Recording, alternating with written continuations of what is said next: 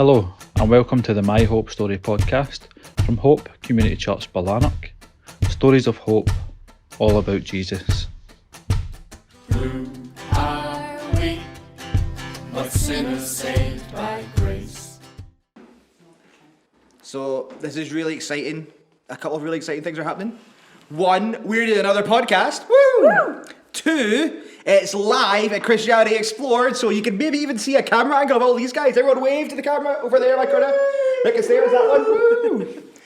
And three, Cara is doing it tonight. No, she's not. No, she's not. She's sick. So Cara was doing it. I was here at the start of the night, and then she went home sick because she was so excited, and then ruined everything. No, that's not true. But Lindsay is going to interview me, which is exciting. Very exciting. So we have been working through Christianity Explored for the last, this is the 7th week?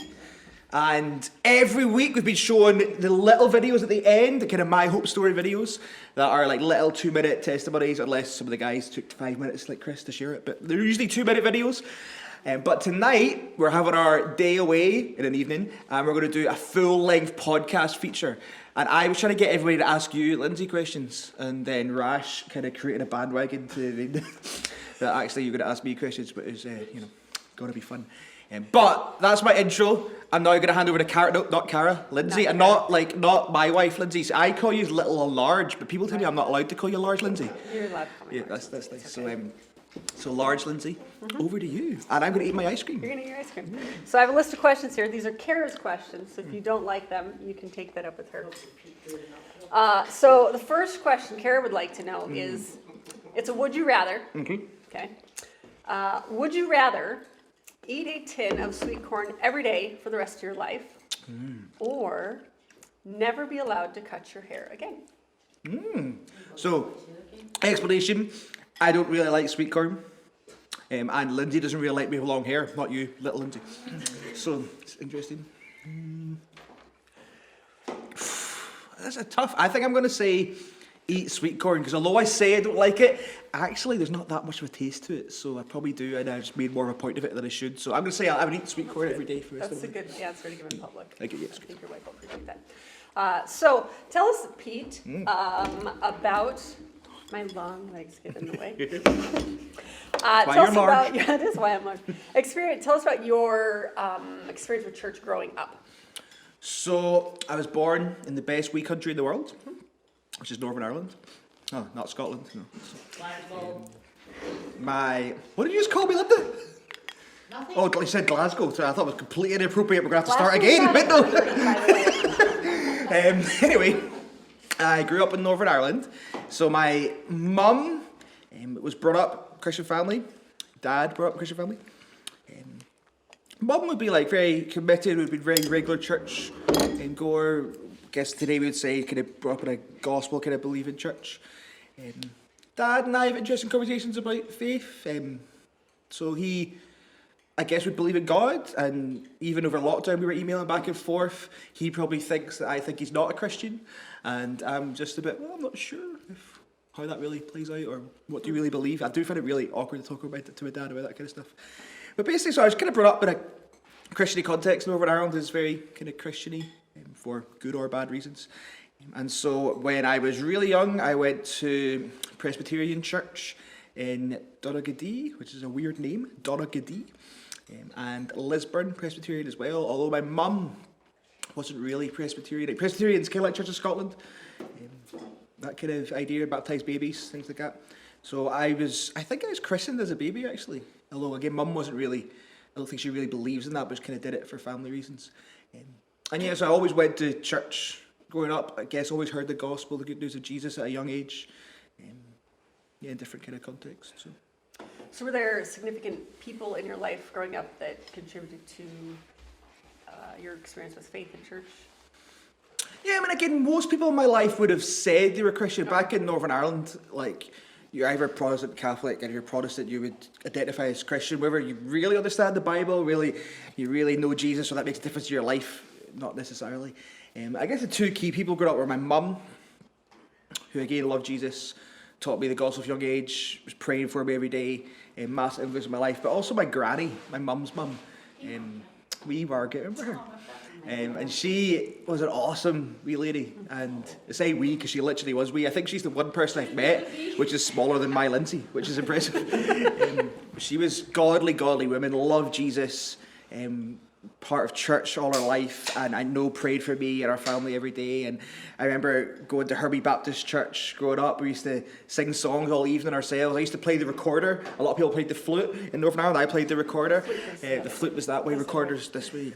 And I remember just playing hymns. Now, I was horrendous, and they didn't make any tune that was anything like these hymns, but we used to sing like old hymns. She used to listen to, like, there's a guy called Willie McRae, who's like a Free Church of Ulster, Free Presbyterian of Ulster minister, but dead really cheesy, you know, the kind of videos where they walk about like by rivers and stuff, and like their suits and looking really weird. Chris would love them, actually. Yeah, exactly, there you go. Oh, this doesn't say Jesus our hope. Ta-da! I really should have waited till the grand reveal, then I met Jesus. But that didn't happen. So yeah, my granny used to listen to all that stuff, and I remember songs like excuses, excuses, you hear them every day, and just all these wee kind of gospel-y songs. So my granny was like a great influence in my life, and again, just passionate for Jesus. Wanted to read the Bible, share the gospel with me at a young age, got me involved in all that kind of stuff. And so yeah. So tell us about your journey. Like, are there key events that you can remember that were significant in bringing you to faith in Christ? I mean, other than a constant growing up with gospel teaching, are there some key times that you think are significant? Yeah, so like I kind of got a weird story, I guess. I don't remember too much of the first 6 or 7 years of my life. First 5 or 6 years, Mum, Dad and I lived in the house together, but Dad left when I think I was 7. Mum and Dad got divorced. Dad remarried, was now my stepmom. It was great, and get on really well with them. And there's a very complicated and slightly weird story there, but just in case Mum or Dad listen to this, I'm just not going to share any of it. So we'll keep it that way. But so through that, my stepdad kind of arrived on the scene, Derek, who met Mum at work, and basically they got married. Now, Derek came from a family that loved Jesus. Kind of brethren, I don't know if you guys would know what brethren, kind of strict, maybe fundamentalists might get described today, but I would just describe it as people who love Jesus and love the Bible, and really wanted to take that seriously. And so I remember right from the start, I remember the first real time that Mum and Derek and I hung out was after, I could tell another funny story about what happened the night before, but I'm not going to get into that either because this is on camera. There's a lot of things you could ask me later I'm probably not going to share, but basically there was a bit of an incident for a larger group of people, and the next day Derek came back and took me and my mum away for a drive and came back to his house and basically taught us this kind of Sunday school lesson, like gospel lesson in his front room. And that's one of my earliest memories of hanging out with Derek, and that was, I guess, a recurrent memory throughout our life, because he again was very influential.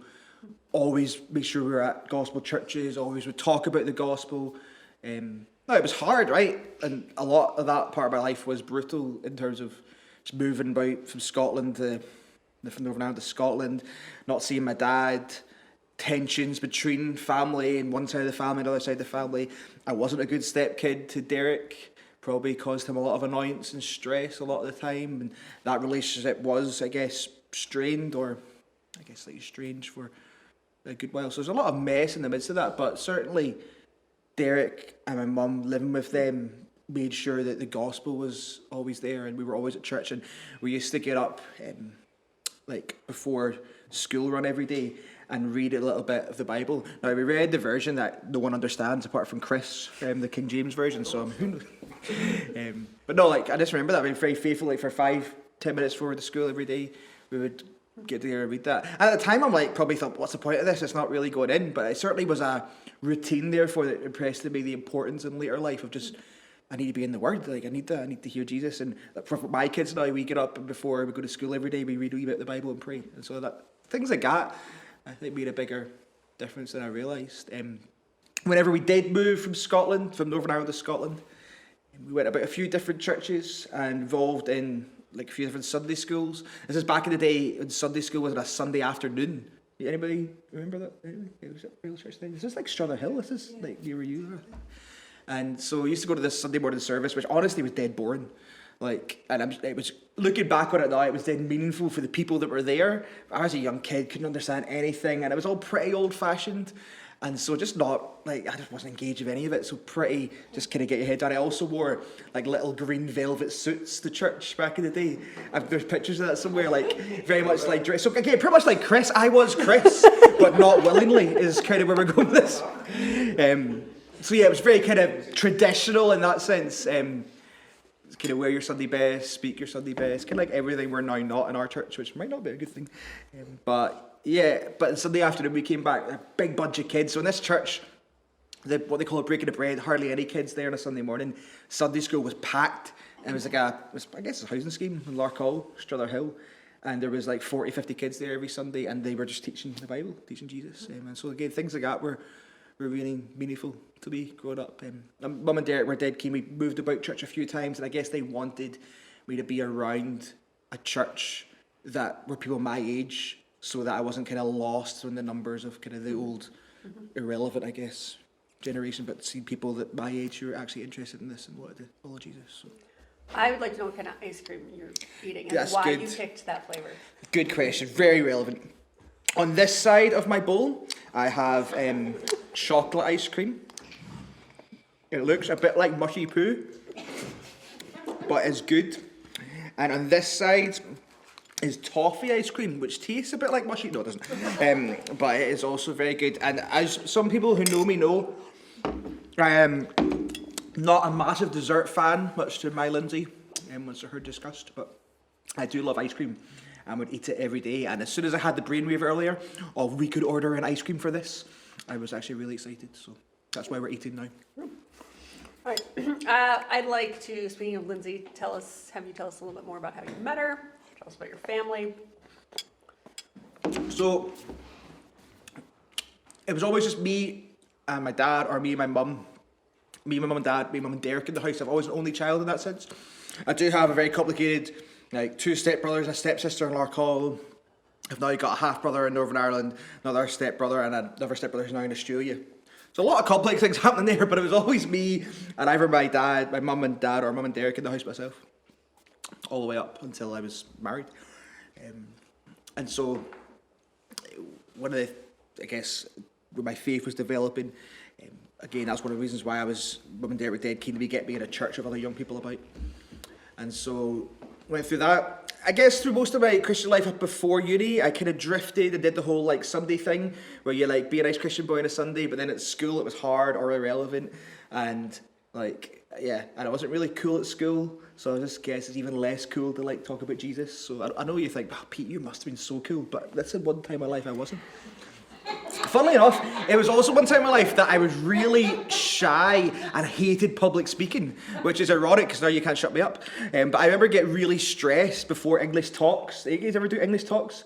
Where you had to like talk for 2 minutes on a subject? Now I'm like, 2 minutes? Come on, give me 10. But then it was hard, so a lot of those stuff going on. So yeah, so there's certainly that double life thing happening in many ways. And then at 16, I decided, you know what, I need to be all in or all out for Jesus. And so I actually got baptised at that point. Like, again, today we wouldn't necessarily say you don't get baptised to be all in. You get baptised when you're closer to when you're being saved. But at that stage, I got baptised to go all in for Jesus. But then went to uni, and the whole double life kind of thing came back on speed.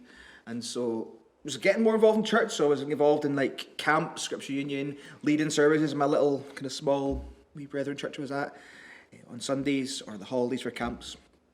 But at uni was just doing the normal uni thing. So go out, drinking, partying, all that kind of stuff. I never really thought much of that. It was kind of like, that's what you do at uni. And so it was just this kind of weird disconnect that kind of came back again. And sometimes that was brutal. Like I remember, I probably shouldn't share this publicly, but I remember on one cage coming back after a night out, going to church, threw up on the way to church, and then went and led the service. So like, I was like, looking back, I'm like, what a muppet. But it was just that kind of disconnect of, you know, there's 2 parts of my life. And I got all the way through uni. And again, we were still doing like scripture union camps. I still loved Jesus, I think, but I met Pete Bell at that time. We did loads of youth work stuff together. So there was definitely something going on there. But there was this kind of like, double life disconnect back. And I got to the end of uni. I basically felt really convicted by that. And so I was either, again, going to go all in or go all out. And so my plan, right, was to go 6 weeks travelling around Europe and get the whole party in. Like, I was single at this point, so I'm like, high five, get all the girls. I was not ugly, so that wasn't going to work. But anyway, get all that out of my system. And then I'll come back and then I'll make it right with Jesus, right? And that'll be fine. Now, clearly God doesn't work that way, and his ways are not our ways, thankfully.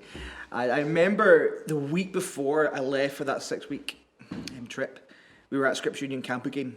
Me and Pete was there too. And these camps were usually like 80 kids, bunch of leaders, and we would go a big gospel overview, right? Because it was mostly non-Christians. We want to share who Jesus is with them. This camp was different. There was only like 30 kids instead of whatever. The leaders were far more in number, and so it was more concentrated on the leaders than the kids. And we went through the book of James instead of a gospel overview. Now, if you know anything about the book of James, it's not a good book if you're living a double life, because it's pretty much like, you're a muppet. Your faith isn't real faith unless it's living that way. And I remember just spending that week getting smashed every morning. That's probably part of the problem. I wasn't getting smashed, but just getting across the face, but like, what? If you say you love Jesus, your life needs to show it. You say, where's your faith? With faith without works is dead. All this stuff, and the Lord really gripped me, and really in an amazing way, I think, intervened, and actually from that point, I think, changed the direction of my life again. Not as significant from when I was saved, although I don't necessarily have that moment when I was saved. I remember numerous times repenting of sin and trusting Jesus. I don't remember the one necessarily time that happened, but I remember that week feeling the Lord just intervene and be like, what are you doing, Jesus? What are you doing, Pete? Not Jesus. He is Jesus. Anyway. And so that 6 weeks going around Europe, instead of partying and drinking and doing all that I planned to do, basically got up early in these amazing cities around Eastern Europe, reading the Bible and praying and just really feeling the Lord work in my life, which was great. And I came back, I was going to do like investment management. So I was basically, like, my uni is mental. I did like accountancy and finance, which has nothing to do with Christian ministry. Although actually is in many ways close to church planting. So I was going to be like an investment manager, like a stockbroker kind of idea, or like high-flying financial kind of person. And I just remember feeling, this is not good for me. Not that it's not good for anybody, but if I was drawn into that lifestyle and the greed and it's like all the movies that goes with that, it just wouldn't be helpful. And so just felt the Lord changing my direction.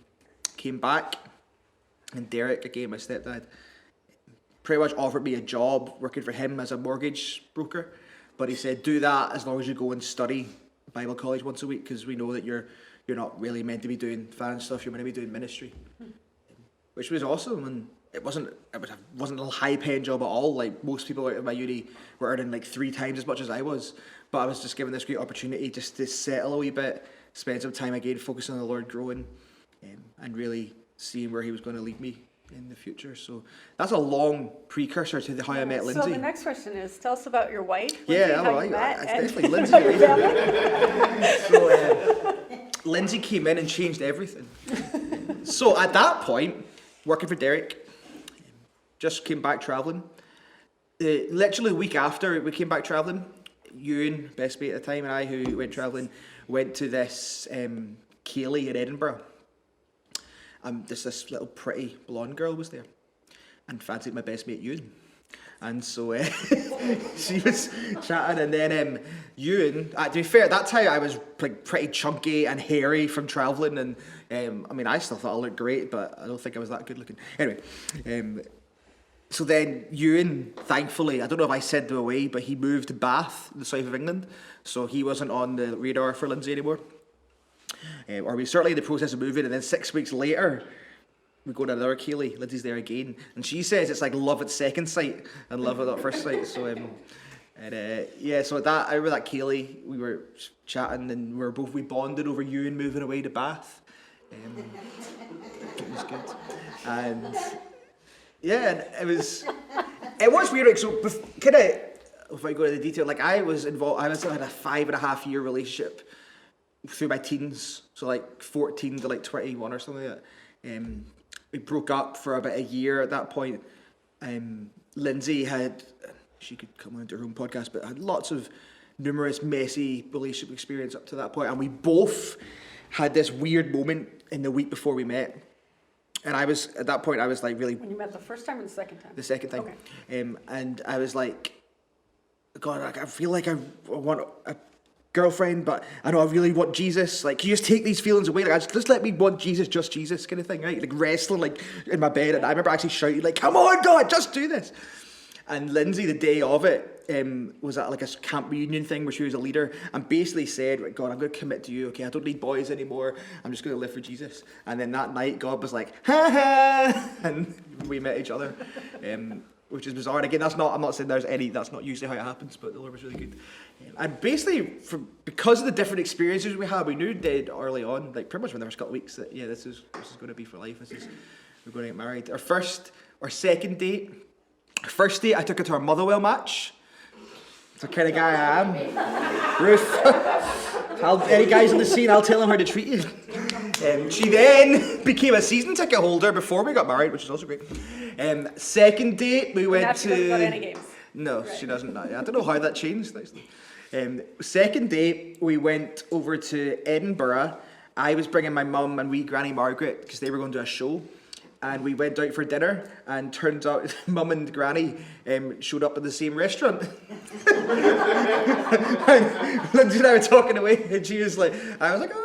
She's like, "What is it?" I go, "That's my mum over there." And she's like, "That's funny." I'm like, no, that actually is my mum over there. I don't even know if I told my mum why I was going over to Edinburgh at this point, like if she knew I was meeting somebody. So anyway, so that was an interesting second date. But again, right after that, like I remember just thinking, yeah, this is right. Like the Lord did this wasn't us. And we got engaged, I think 5-6 months into our relationship. I basically, I went to ask her mum, and like her mum and dad divorced as well, and so it's her mum and her stepdad. I bought a ring on online. Great tip. We were going back to Northern Ireland, so I posted it back to Northern Ireland to my dad's house, but told him, "Don't open this," right? Like I didn't tell him what it was, but it's dead obvious. Why on earth am I freaking out about a parcel that's getting sent back? In retrospect, I can tell. But he sent it back, and then we went on this drive up the coast towards the Giant's Causeway. I'm sure a lot of us heard of the Giant's Causeway. And I had it. My mission for this drive was convince Lindsay we're not going to get married anytime soon. And so we actually had random chats, and Lindsay was like, "Oh, we should get married." I'm like, "Yeah, maybe we get engaged like at the end of the year next year," or "Oh, it's going to try to put her off." And then we got to this wee bit, and it's a place called Portrush, and my Papa Stuart, Dad's dad, had painted this picture of the White Rocks of Portrush. It's like a beach with white rocks behind it. And I think I was given this picture for my 21st birthday, which is the couple of months before. And so basically found the spot, and then I wrote Lindsay a wee poem and get down my knee, and we got engaged. Oh, you have got heart. You have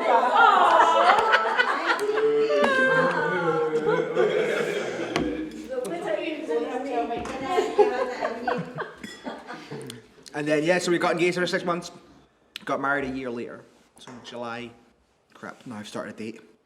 July. I didn't ask the date, I just left that out July totally. 2009, maybe? 2nd of July? 2nd of July 2009, definitely. Hopefully Lindsay won't check that. Yeah, and again, what was different is the Lord was at the heart of that relationship, and it definitely wasn't easy. I'm not saying we were perfect anyways, but it was the first time that actually we were both really trying to seek the Lord and seek His will and guidance in many of that, and so yeah.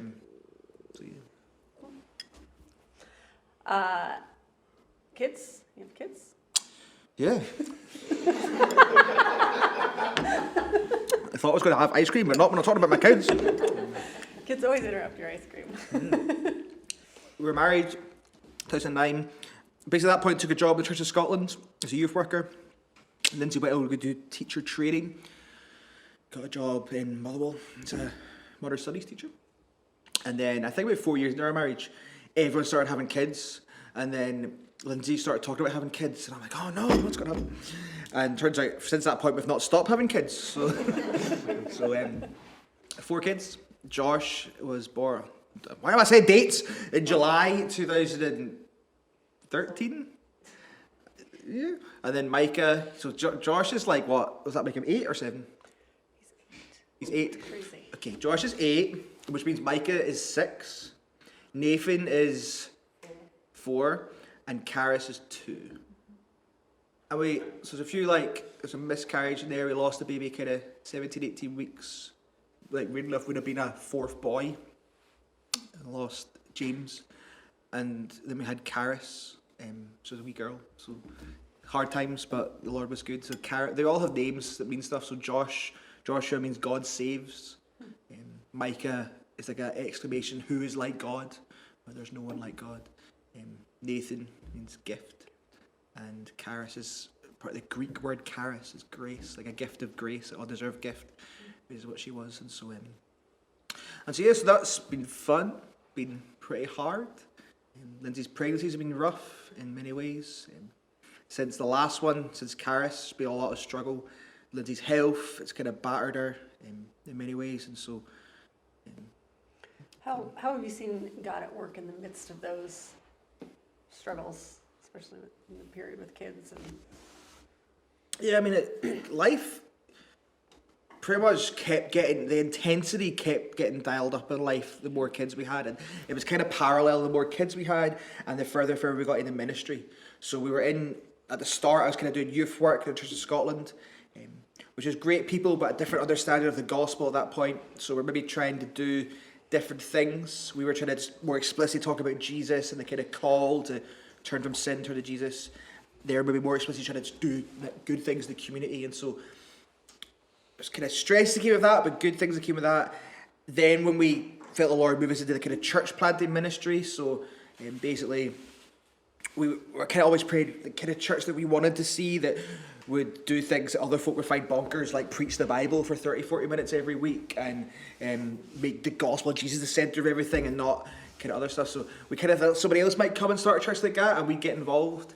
And it just, the Lord seemed to work. No, you guys are here, you guys have got the vision for that, so you do it. So that kind of rubbed up. I think we had 2 kids by the time we got to that point. And a lot of pressure came along with that too. So we were staying in the same community that we worked in before, which brought a lot of stress. Again, there was a lot of people who felt hurt by that, which I can understand why. There was a lot of tension in many ways that came about that time. 20 schemes and some of the stuff we were putting out caused problems. And again, I can see why that was the case. And so that kind of rubbed up. We then were going to lunch as a church, and with 3 kids by that point, I think, although who knows the dates now in my head. And then that whole fell apart. So we'd 16 people about to go willing for Jesus, trying to plant this church, and then it all exploded 2 months before the launch, and it was just back to us and the 3 dicks, so Linda, Scott, and Steph. Scott Senior, not Scott Junior. Scott, sorry. Yeah. So Scott, Dick, Linda, Dick, and Steph, Dick. And then us and the Bells. And so, again, a lot of stress came with that. 3rd kid, planted the church in 2018, which was great in many ways. The Lord was really good. All the stuff going along with that, and then that year is when we lost James, and the next year is when we got Caris. So again, it's just felt like from a kind of steady start, the intensity in life just kind of got more and more and more. But I guess what we realised through that is if it wasn't for Jesus, we'd be nowhere. Like if it wasn't for Jesus walking with us in that, but literally none of that would happen, and we would be back in the barrel or back wherever we were at the start. And so it's certainly not the kind of thing, come to Jesus, everything got easy. In many ways, it was come to Jesus, things were harder. And yet, even in that, there was a hope and there was a joy that kind of made it better. There's an old kids song we used to sing in Sunday school, with Christ in the vessel, you can smile at the storm. Chris, you remember that? It's a Brethren one. With Christ in the vessel, you can smile at the storm. The whole idea being, just because you're with Jesus doesn't take storms away, but it means that he's with you in them. And actually going through a storm with Jesus is better than having calm without him. Because what we need most in life, that's what we've been looking at in this course, what we need most in life is that knowing Jesus and the hope that comes with knowing Jesus. And so yes, that's going to be our You've story. seen your faith deepen or develop through these different trials, experiences. Your faith, how have you seen your faith? Can you expand on that question a wee bit? Well, faith is I'll give you a chance. You guys be thinking of questions. Do you have any random questions you want to ask before we dive into this? Random questions? No, Scott's list is for not this Okay, section. we'll get back to Scott. I know. But Kara would like to know a movie that made you cry. Here. Embarrassingly, I cry at most movies. Do you really? Like, I don't know why. Sometimes I think it's because of my detachment issues growing up. But like, actually I do cry at most movies. I don't really let Lindsay know that either. So I probably couldn't pick one. And even in like TV shows or anything, there's a kind of like poignant moment. I'm like, man up, Pete, don't cry. So. So the original question while you were eating your ice cream was, how have you seen your faith develop or grow? Yeah, like again, I guess it's more just that knowledge that I need Jesus, which in some ways then heightens my resolve that I need to do something about that. Now, when I was younger in my faith, it was kind of normal. You go to church on a Sunday, you do these things, blah, blah, blah.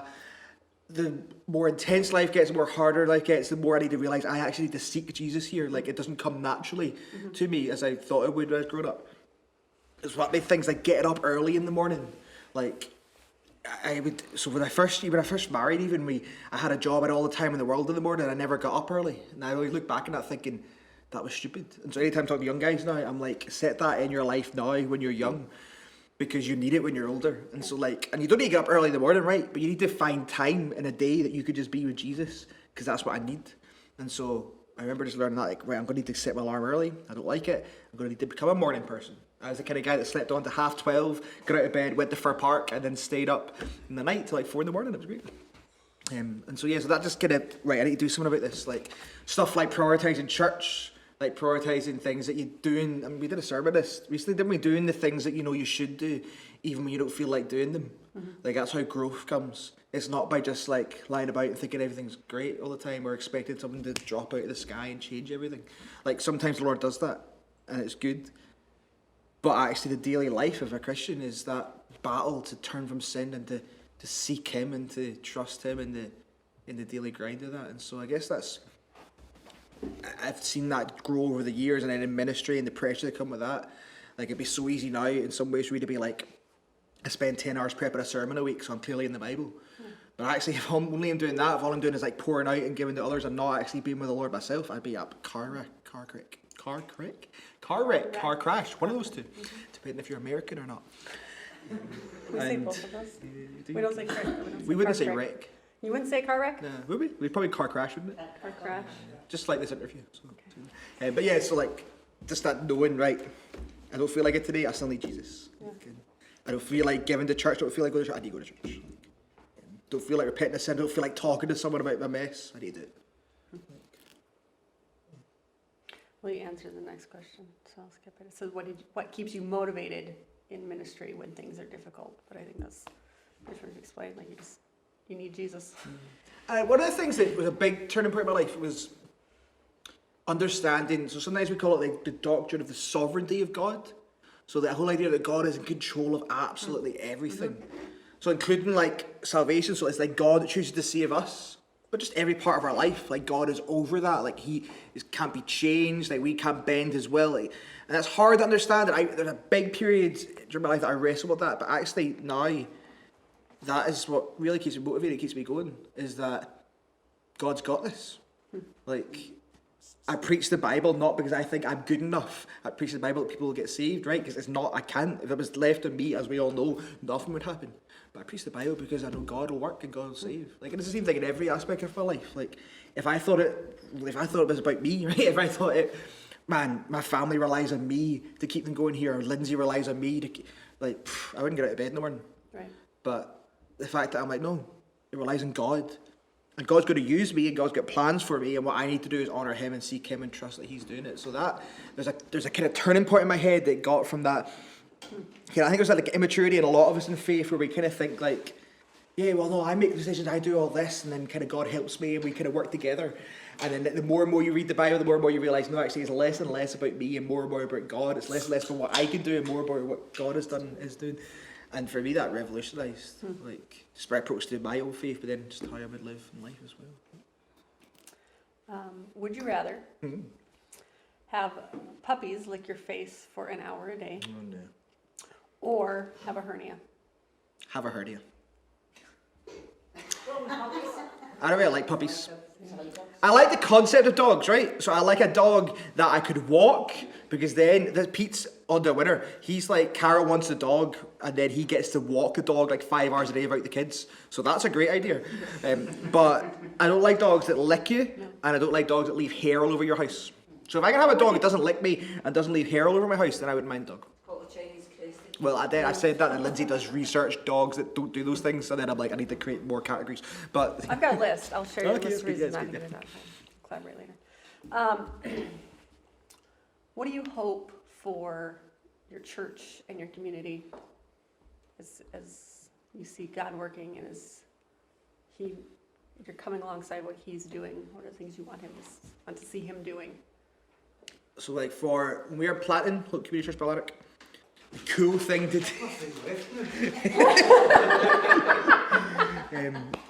The cool thing to do these days is to have a vision statement, right? So it's like make a disciple of it. And actually Pete Bell came up with it. We're driving back from Nidri and we're just like, what do you want to do? Well, I just wish people would know Jesus. And it was just that whole making Jesus known thing. And that's been kind of like front and centre of everything we've tried to do as a church for the last however many years. But it really does encapsulate that. Like, what do you want to do? We want to make Jesus known. So as a church, we really want to grow in our knowledge of Jesus, right? And we do that in loads of different ways. But point being, it's not just about the fun we can have with each other. It's not just about even like a kind of knowledge of the Bible, although that's important. It's not just about being there for each other, although that is also part of it. But it's the fact knowing that Jesus is at the centre of that. Like, I want us all to really know Jesus and the joy that comes from that and to treasure him above all else. And so that's why we do everything we do as a church.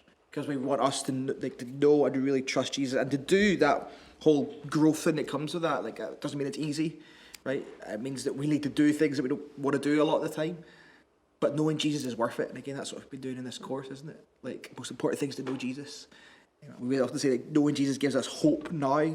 So knowing Jesus in that, on those storms of life and the trials of life, like, again, I can testify to that. I wouldn't want to live life without knowing Jesus in my corner. But even more than that, knowing Jesus means that one day, despite all the mess and all the crap that probably is to come, I'm going to be with him forever. And he's going to take away all the pain. All my sin will be gone. Everything I struggle with will be dealt with. And I'll be spending forever in eternity with him. And that's going to be joyful life the way it should be. And again, that's why I want to know Jesus. So above all, I want us to know Jesus. And then that's why the second side of it, we want to be a church which is about making Jesus known. Again, and previously, ministry meant a lot of things. It meant doing good things for the community. It meant helping people in their struggles. It meant providing food or shelter for people. And those are good things. And it's not that we don't want to do those things. But we don't want to put like a plaster over a thing when we've got the cure. And we want people to know Jesus above all else. And that's what we want our church to be about, sharing the hope of Jesus. And again, that's why we do crazy things like preach sermons for like 30, 40 minutes. Or want to spend a lot of time doing things like Christianity Explored, or doing kind of awkward stuff like challenging each other where we're going wrong or when we're struggling. Because the most important thing for anybody is to know Jesus. It changes life now and it changes life forever. So if you weren't a pastor and you could be famous for something, what would you want to be famous for? Probably a rapper. I'm actually quite a good rapper. You can't say that without backing it up, though. I will do it, right? So, one of my favourite raps is Boom, Shake, Shake the Room by Fresh. Ready? You know that? So it goes, hey, back up, y'all, to give a brother room, because the fuse is lit and we're about to go boom! Mercy, mercy, mercy me. My life is a stage, but my life is a cage, but on stage I'm free. And then that kind of goes on. Pete and I actually do a good version of that, so there's a lot of stuff. Thank you. So yeah, so I think a rapper. I do like music. I used to be in a band called Table 57 during uni. What? Table 57. We went to the same pub quiz every week, and we sat at Table 57 every week. And then we actually took that table from the pub one week, and it's now at my mum's house. So Table 57 is the name of our band. So I like kind of music. I would love to be, like these days I listen to singer-songwriters. I'd love to be able to have a good enough voice to kind of carry a singer-songwriter stuff, but I'm not really that good at singing. I can play guitar, like I can cover that, but if I could change one thing, I think I'd be a really good singer. What about books? You read books? Yeah. What would you say, other than the Bible, would be a most influential book? So I had to force myself to read books. Growing up, I never read books apart from the Hardy Boys. Anybody know anything about the Hardy Boys? They're like basically teenage boy, like whodunits, like murder detective things. Yeah, he's kind of like Eddie Blyton. Yeah. Aye. No, they're not really. I did watch wrestling too. And so I loved the Hardy Boys, but that was all I really read. And so I had to, when I was basically growing as a Christian, I kind of had to force myself to read books. And as a pastor, you kind of have to keep going to read books. And so some of the books I forced myself to read that be really helpful are like God is the Gospel by a guy called John Piper.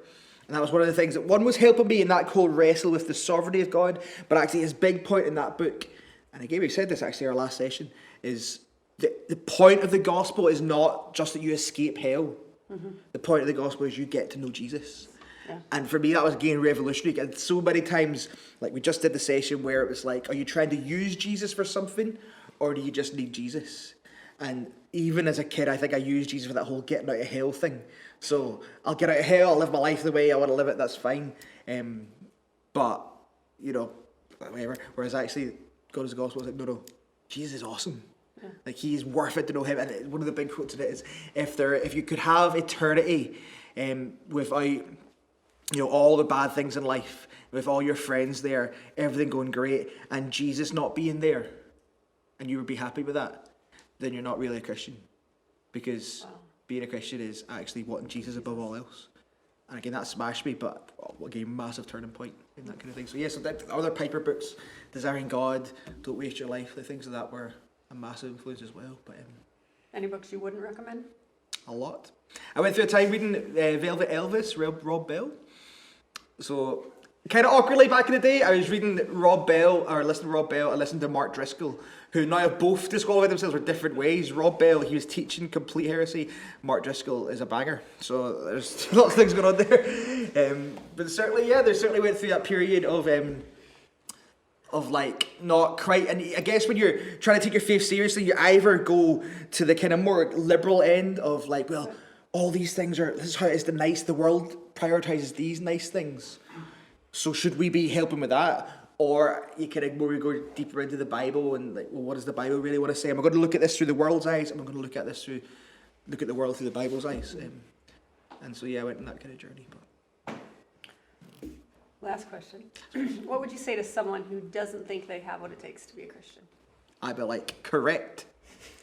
And that is good news, right? Yeah. Because if you had to have what it takes, then you're like listening to the wrong gospel. The gospel is not get yourself sorted and come to Jesus. The gospel is you need to be sorted. You should come to Jesus. And so like we spend a lot of time in our life trying to convince people of that. Like, you're not okay, and that's okay because Jesus is.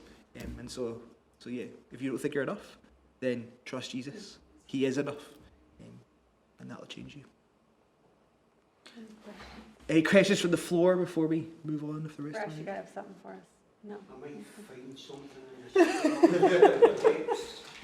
this I probably have missed a lot of my story out, which I will come back after and be like, oh no! I didn't actually write any of this down, so sorry, everybody. But is that anything personal about me you want to know before we leave? That's good. Not even, we did say you might want to know about underwear size. Does anybody want to know that? No. You were just going to share that, I thought. No, that can't be me. That sounds very inappropriate. Great. Right, Lindsay, you need to sign off saying something about the podcast. Thanks for joining our podcast, my first ever podcast, and maybe my last. Yeah. Bye. Thank you for listening to the My Hope Story podcast. To find out how you can have your own hope story, go to www.myhopestory.co.uk.